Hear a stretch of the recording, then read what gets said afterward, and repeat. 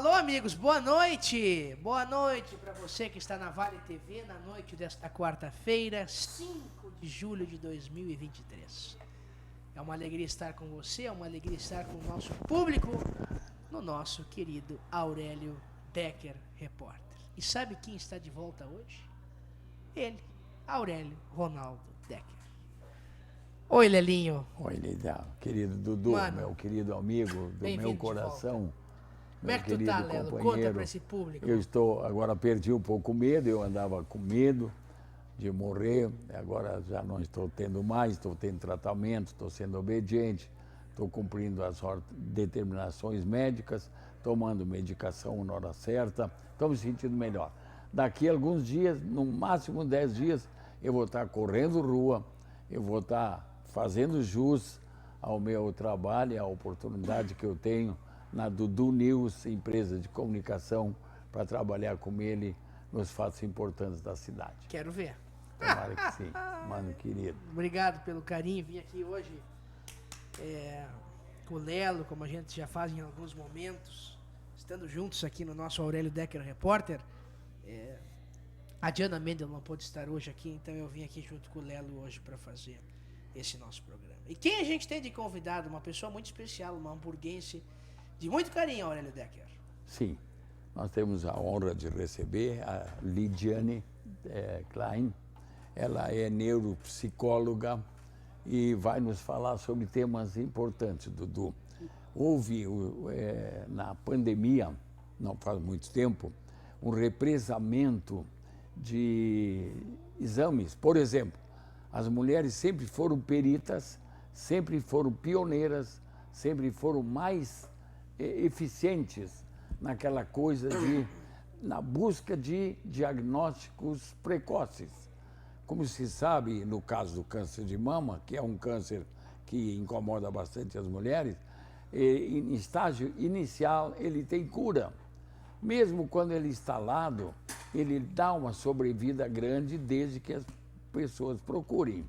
Então esse é um dos temas que nós vamos conversar com a Lidiane, para ver com ela, porque, claro, naquela pandemia, sim, todo mundo tinha medo, eu não quero pegar Covid. Está me doendo esses dias, fui tomar banho, senti nódulo, vou deixar para outra hora. Agora não quero pegar a pandemia. Agora aconteceu que os médicos dizem que houve um represamento. Nesse sentido, está acontecendo, nesse momento, um número muito grande de mulheres procurando, então, os diagnósticos. Como é que a Lidiane está vendo isso? Como é que é possível organizar isso? O que ela tem de recomendar para isso? Esse é um dos temas. Doutora Lidiane, obrigado pelo carinho, boa noite, bem-vinda. Boa noite, obrigada. É uma satisfação enorme poder estar aqui com vocês dois nessa noite. A doutora Lidiane, que é a nossa neuropsicóloga hamburguense, quantos anos de atuação já? Na psicologia vai fazer 10 anos. 10 anos de atuação. Pois é, agora ela inaugurou um novo espaço plenamente, estava nos contando aqui. Isso. Espaço que fica onde? Fica no bairro Petrópolis. Olha que maravilha.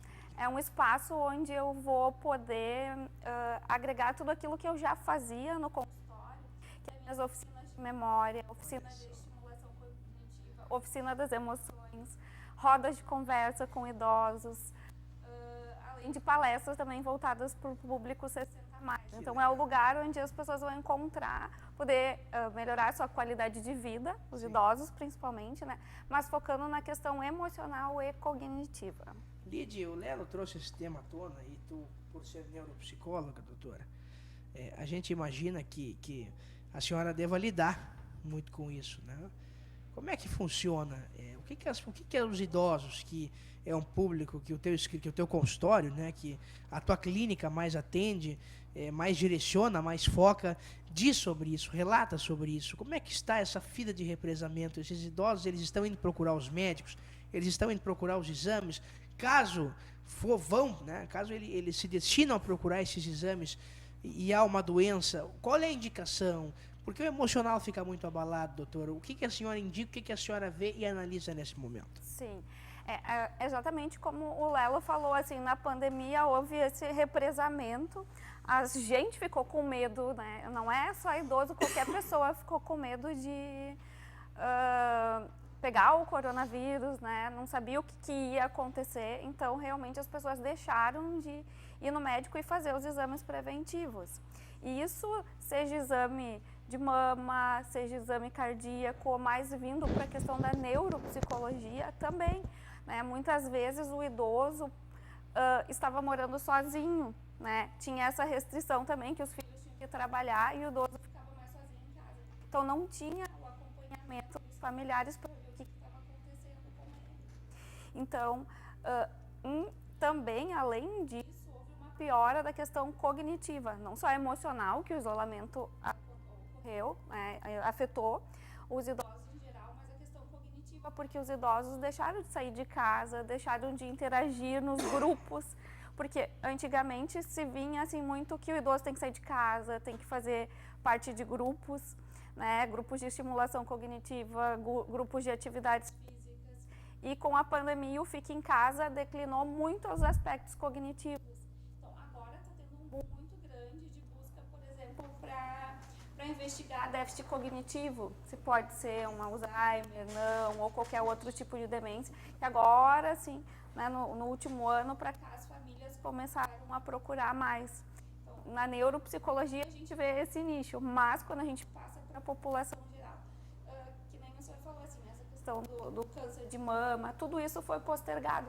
E agora, com esse represamento, dá um boom muito grande, que também o sistema não tem dado conta de fazer todos os exames, todos os preventivos. E isso também é um problema que a gente está enfrentando nesse momento. Fala, Lelo. Posso? No meu caso, doutora, a senhora lembra recentemente, durante um mês e meio talvez, eu fiz um curso desse com a senhora, eu ia no seu consultório todas as segundas-feiras durante 1 hora. E por quê?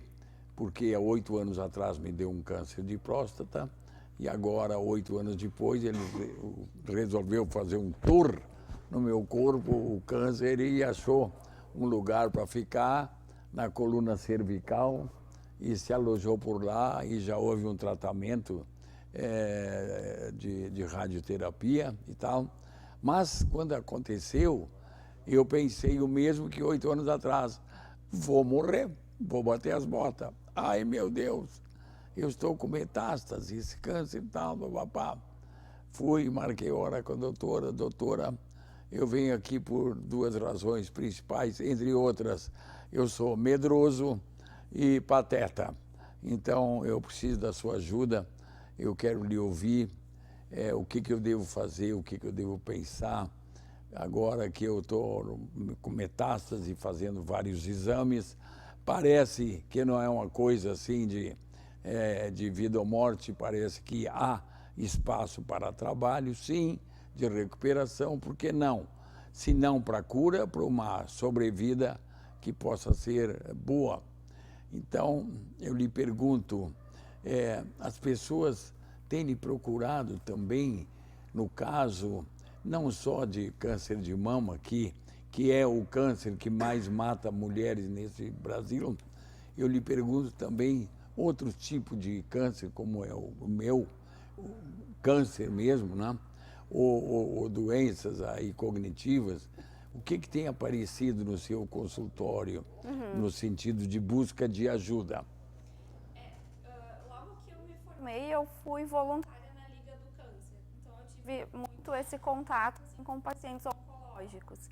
E aí, mas foi uma experiência de um pequeno período de tempo, que foi uma experiência muito bacana, porque o que as pessoas falavam lá, que além do câncer, o câncer muitas vezes em determinadas famílias era o de menos, porque tinha questões de não ter alimentação, luz cortada. Então, o atendimento psicológico na Liga do Câncer aqui de Novo Hamburgo era assim, muito mais amplo do que só a questão do câncer. Já no consultório, raras pessoas por essa questão oncológica, mas o que eu atendo, como é o público idoso e por eu ser neuropsicóloga, por questões neurológicas mesmo. Então, assim, pacientes que tiveram um AVC, pacientes que estão em processo demencial, ou eu ajudo tanto na questão do diagnóstico, com a avaliação neuropsicológica, que foi o que a gente estava realizando, né, todas as segundas-feiras, como também a reabilitação. Então, esse público, assim, 60+ busca nesse sentido. Mas tem um outro nicho também de familiares que me procuram, que não conseguem lidar com os seus pais, com os seus avós. Então, assim, pedem um auxílio no manejo. Esse também é um outro público. E aí, quando a gente pega pessoas mais jovens, está tendo muito mesmo. Eu não sei se eu atraio, eu falo para as minhas colegas, mas TDAH. Então, pessoas com transtornos de déficit de atenção e hiperatividade. E vem paciente para mim e quando eu vou ver, é TDAH. Eu atraio, assim, como um imã os TDAHs. Então, a gente vê que está muito, inclusive na moda, assim, se falar sobre TDAH, transtorno de déficit de atenção e hiperatividade, muito em crianças, a gente ouvia falar, só que agora tem muitos adultos, adolescentes e inclusive idosos sendo diagnosticados e buscando tratamento, sim. Porque... Como é que a família pode notar, de repente, uma mudança de comportamento, se é que ocorre, de uma, enfim... Uma criança de 12, 13, 14, 15 anos, de repente ela começa a ter mudança de comportamento.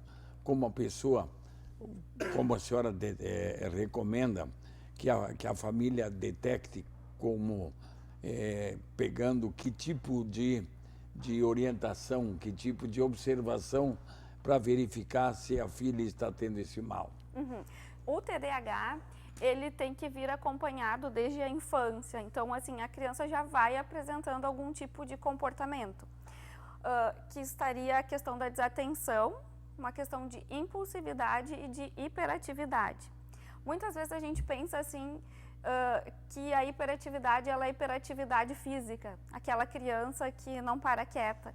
E, na verdade, é uma hiperatividade mental também que pode estar presente. Por isso que eu tenho vários adultos, pessoas um pouco mais velhas, que me procuram para fazer a avaliação, porque quem tem TDAH tem todo um perfil neuropsicológico condizente com o TDAH. Então, normalmente são pessoas que são muito inteligentes, quando a gente faz a avaliação de QI, tem um QI alto, mas tem um déficit de atencional e um déficit do que a gente chama de memória de trabalho, que é a memória online, que a gente fala assim, que a gente está conversando aqui e está utilizando a memória online para fazer associações, para pensar a próxima pergunta, enfim. Isso fica rebaixado em quem tem TDAH. Então, tem essa discrepância, assim. E essas pessoas que têm me procurado, a maioria delas não tiveram o diagnóstico na infância porque elas não tinham a questão da hiperatividade. Então, eram pessoas que tinham QI alto, sempre passaram, não deram problema e foram levando. Só que tem determinada fase da vida que a pessoa começa a perceber que isso está atrapalhando ela. Que ela não está conseguindo seguir a vida da forma que deveria. Então, busca a avaliação neuropsicológica ou busca um psiquiatra, neurologista que indica a avaliação, porque a avaliação pode auxiliar nesse diagnóstico. E aí, a partir disso, elas seguem, que existe duas possibilidades que eu sempre falo para os pacientes, que uma possibilidade é medicamentosa e outro é psicoterapia, onde a gente psicoeduca o paciente com relação ao TDAH para ele utilizar estratégias no dia a dia. Então, é o que... perguntar, Dudu? Pois é. Eu acho que o TDAH é uma doença hoje que assola muitas crianças em sala de aula. Sim. Como é que os professores devem fazer para perceber sinais dentro da sala de aula? Quem eles devem procurar? Como fazer uma indicação, como falar para um pai, para uma mãe que há alguma coisa errada em uma criança em uma situação como essa, doutora? Sim, eu acho que os professores, eu penso, que os professores deveriam, inclusive, ter um treinamento e conhecer um pouco mais, conhecer sobre a patologia, porque hoje em dia também existe um excesso de medicalização.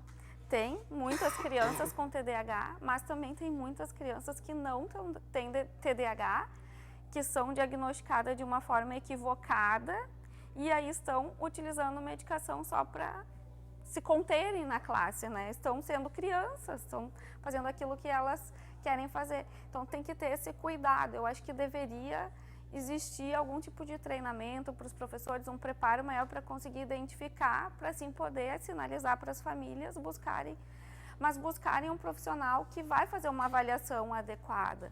Porque muitas vezes eu já vi pessoas que vieram para eu fazer a avaliação um pouco mais de idade, e a pessoa já passou uma vida inteira por psiquiatra, neurologista, neuropediatra, por psicólogos que faziam testezinhos de internet e diziam que a pessoa não tinha o diagnóstico, ou que tinha e não tinha. A gente acaba vendo de tudo que os profissionais acabam, sem ter um respaldo, um conhecimento teórico, fazem. Então também tem que ser a família também, quando tiver esse diagnóstico, ela também tem que buscar um profissional que ela tenha certeza de que a pessoa está falando é o correto. Exatamente. Lelo, nós vamos chamar agora um breve intervalo comercial. Lembrando que o Aurélio Decker Repórter tem a parceria de Comusa, água para você, diretamente na sua casa, em Novo Hamburgo. É da Comusa. Vamos sempre lembrar disso. Voltamos já.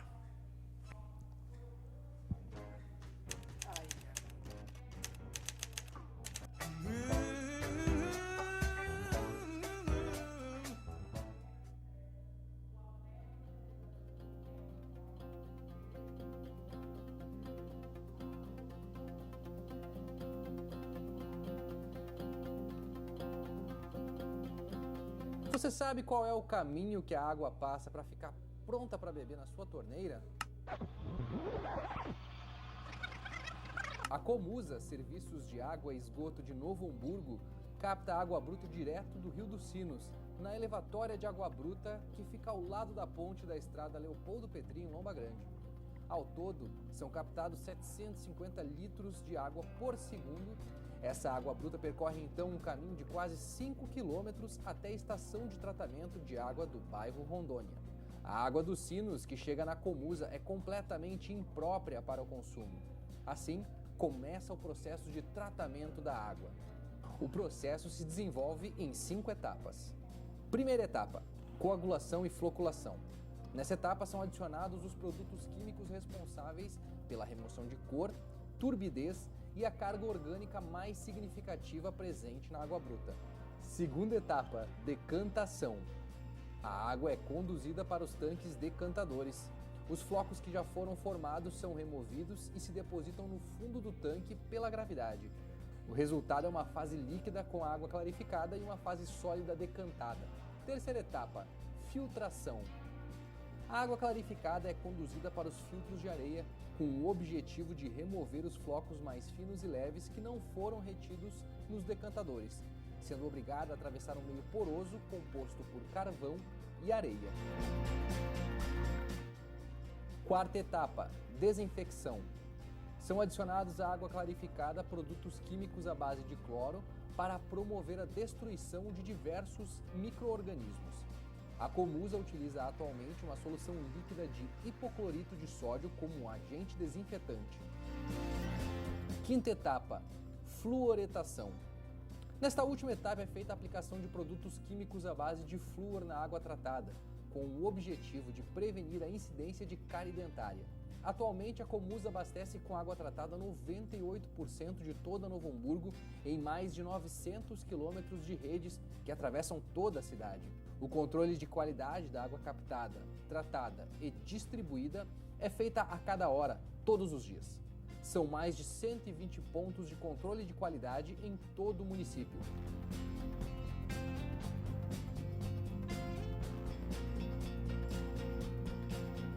Comusa faz parte da sua vida.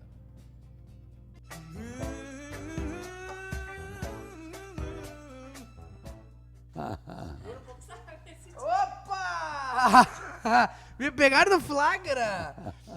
Bah, mas que bom que eu cheguei voando. Chegou na hora, Cheguei voando. meu querido colega Dudu News, da empresa Ninews, Dudu News Comunicação, Aê, bicho. que eu faço, tenho muita honra de fazer parte. Dessa história, dessa caminhada, dessa construção. Estamos juntos.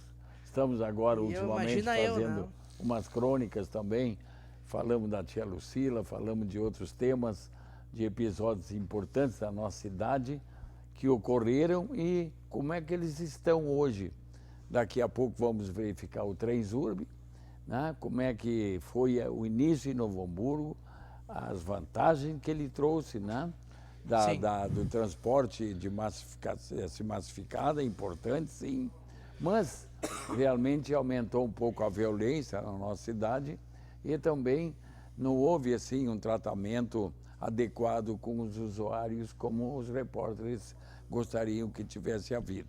Então nós estamos fazendo a cada 2 dias, no máximo, uma crônica, a gente lê o assunto, a gente analisa, a gente discute, e aí escolhemos uma foto que nós estamos abraçados e vamos continuar com esse sistema. Com esse trabalho. Eu peço permissão, Dudu, para ti, para fazer uma pergunta para a doutora Lidiane. Doutora, Faça. Vamos lá.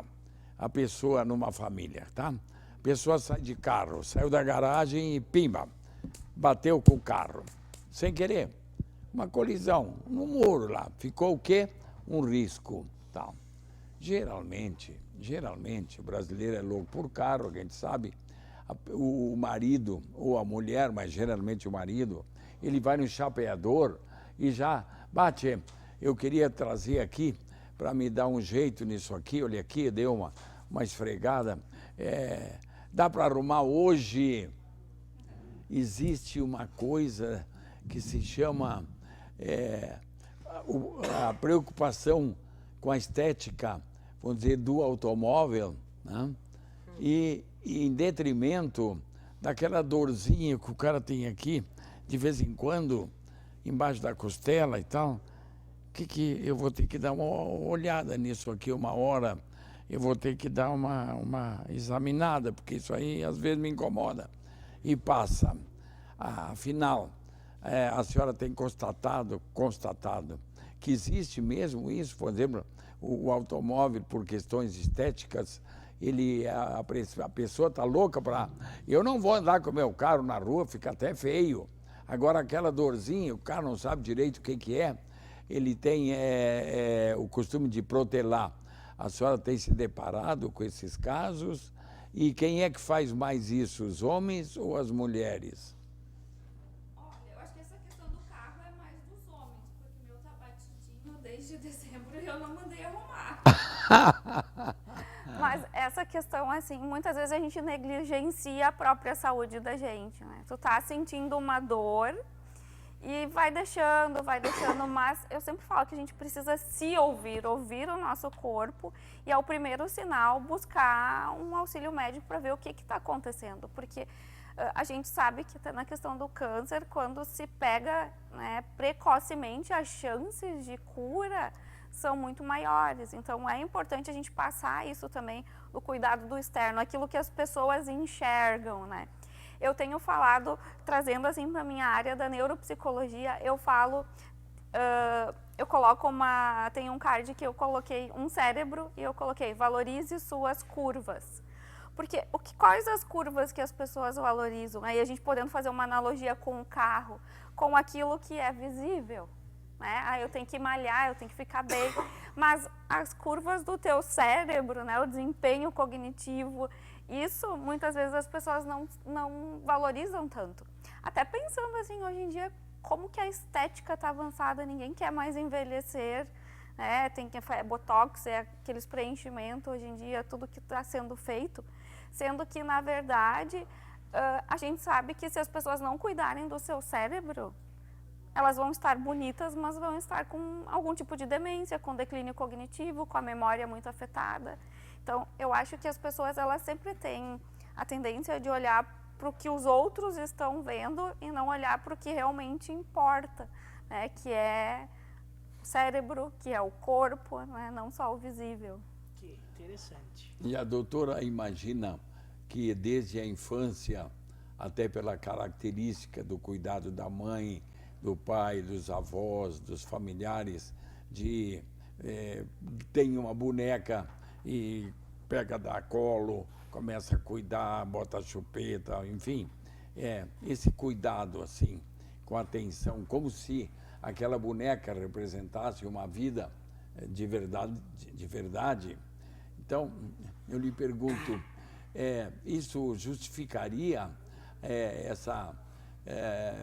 vamos dizer, essa vantagem que as mulheres têm, por exemplo, no Outubro Rosa, em nossa cidade, nós que acompanhamos, Dudu e eu, todos os anos, atentos às reportagens dos vários episódios e movimentos, a gente repara que tem um verdadeiro show, né? Bazar, tal, de roupa barata e tal, grupo aqui, grupo ali, grupo lá, se movimentando, divulgando e tal.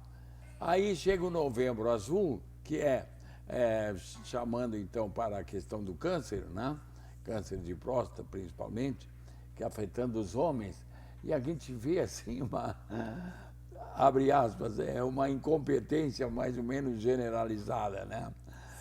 Pouca promoção, pouca atividade, pouca movimentação, pouco mutirão, pouca movimentação.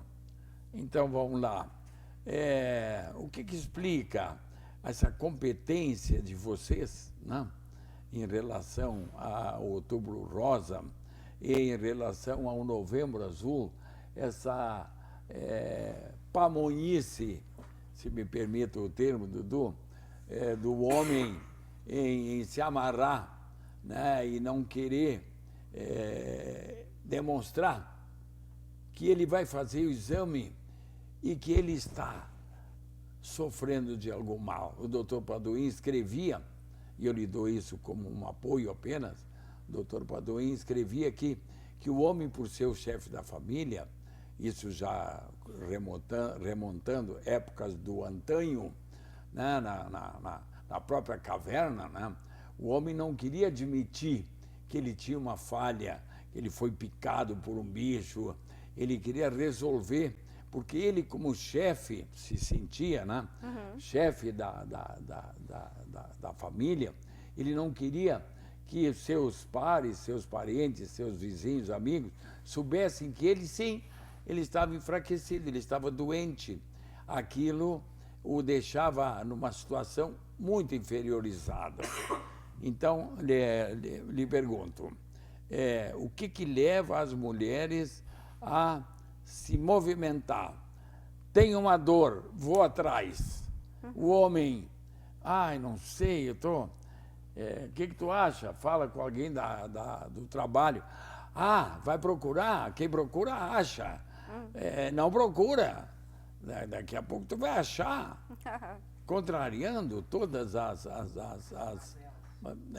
vamos dizer, a preocupação da ciência.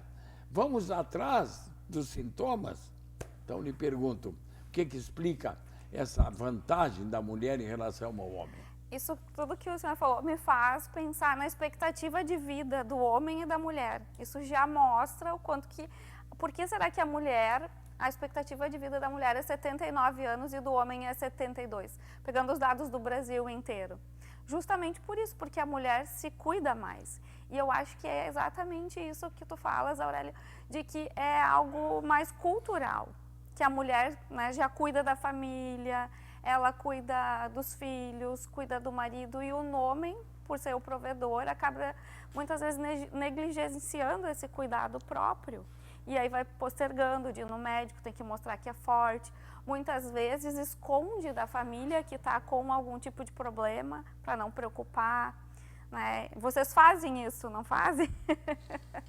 Então, assim, isso reflete depois lá no final da vida, porque acabam falecendo antes. E aí também fiquei pensando que quando a gente pensa nos grupos de terceira idade, quem mais participa são mulheres também. Os homens não participam desses grupos. Então, a mulher está ali falando sobre as suas dificuldades, sobre depressão, sobre solidão. Eu faço uma oficina das emoções e quando eu abri para o grupo qual tema que elas queriam que eu trabalhasse, sabe qual tema que foi escolhido por elas? Solidão. Depois eu trabalhei depressão, ansiedade. Então, assim, a mulher está indo a grupo, participando e falando isso. Será que o homem não está solitário em casa? E uma pessoa solitária também acaba adoecendo mais. E o homem não externaliza os seus afetos, olhando também por esse sentido, né? De que não se cuida, mas também não trabalha as suas emoções. E as emoções também vão ter um impacto no físico, no cognitivo.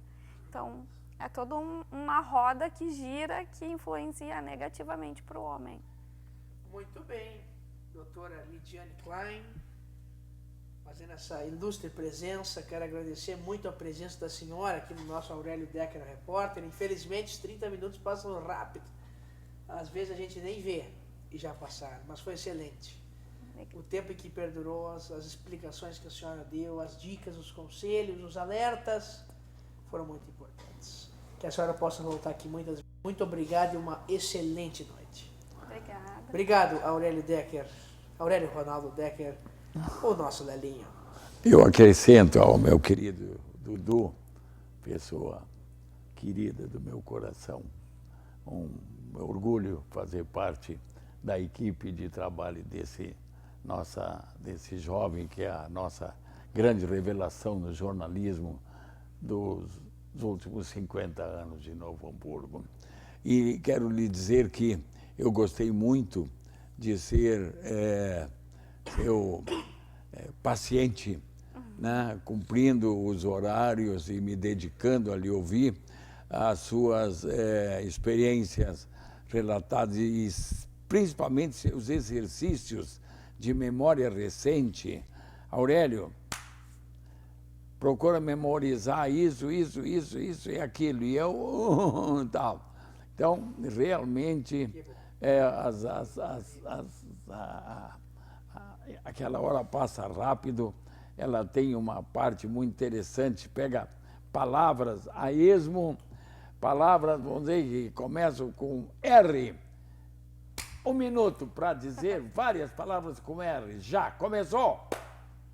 E aí, a pessoa... Rei de Roma. Isto. Então, a gente gosta muito porque as aulas são dinâmicas, são importantes, e ao final do curso, então, fiquei sabendo assim, que eu sou um aluno mediano e, ao contrário do que imaginava, os repórteres sentem sempre, a gente sabe muito, né? Ainda mais que está há 50 anos na profissão. Isso não aconteceu com o Dudu, ainda não vai acontecer. Ele é um sujeito bem mais simples, mais modesto do que os velhos repórteres que acham que sabem tudo. Então eu me senti inferiorizado e achei ótimo perante o conhecimento, então, e a franqueza e a leveza com que a Lidiane apresentou o trabalho dela como neuropsicóloga. Gostei muito e agradeço ambos, a Lidiane estar aqui e ao meu querido Dudu, que sempre na presença do Aurélio Decker Repórter e do News Repórter. Tá? Somos os dois, sempre somos os dois. Eu fico muito honrado com a presença de vocês. Eu digo mesmo. Foi uma alegria estar aqui contigo, Lela, com a doutora Lidiane. Boa noite e nós amamos todos vocês.